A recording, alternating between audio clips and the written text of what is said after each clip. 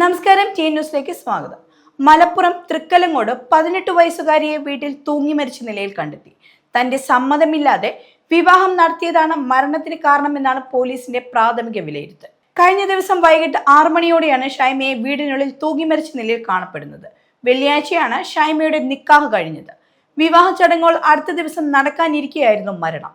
ഈ വിവാഹത്തിൽ ഷൈമയ്ക്ക് താല്പര്യമില്ലായിരുന്നു എന്നാണ് പോലീസ് പറയുന്നത്.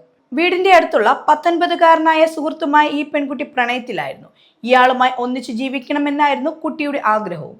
ഷൈമയുടെ മരണവാർത്ത അറിഞ്ഞ് ഇയാളും കൈഞ്ഞരമ്പ് മുറിച്ച് ആത്മഹത്യക്ക് ശ്രമിച്ചിരുന്നു. ഇയാളെ മഞ്ചേരി മെഡിക്കൽ കോളേജ് ആശുപത്രിയിൽ പ്രവേശിപ്പിച്ചിരുന്നു. ഇയാൾ ഇപ്പോൾ അപകടനില തരണം ചെയ്തതായാണ് വിവരം.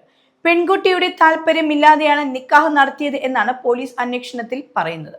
നിക്കാഹ് നടത്തിയതെന്നാണ് പോലീസ് അന്വേഷണത്തിൽ കണ്ടെത്തിയത്. 2 വർഷം മുൻപാണ് ഷൈമയുടെ പിതാവ് ഹൃദയാഘാതം മൂലം മരണപ്പെടുന്നത്. പിതാവിന്റെ മരണശേഷം അദ്ദേഹത്തിന്റെ സഹോദരന്റെ വീട്ടിലായിരുന്നു ഷൈമ കഴിഞ്ഞു വന്നിരുന്നത്.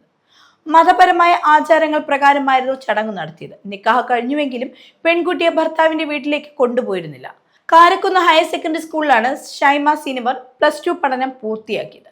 തുടർന്ന് PSC പരിശീലനം നടത്തി വരികയായിരുന്നു.